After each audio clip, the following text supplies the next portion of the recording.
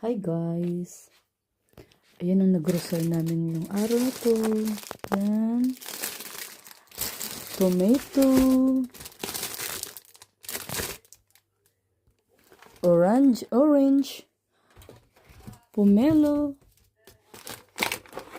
Ang ating paborito, Frank Porter.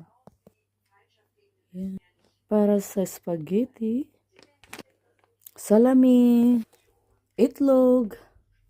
Rice is life. Ayan. Tapos meron kaming orange and margarine. Pangalawang basket. Ito na. Meron tayong toast bread. Mostly, my favorite guys. Ayan, favorite ko yan. Pipino. Sibuyas. Paborito ng Indian. Ay, hindi pala.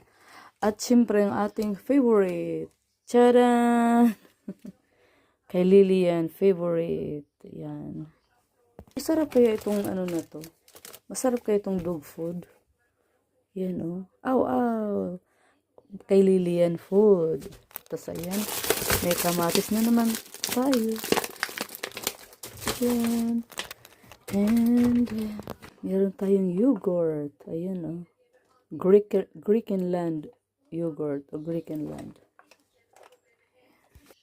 Ang aking honey. Honey. Ginagamit ko yan sa muesli or minsan sa kape, sa coffee.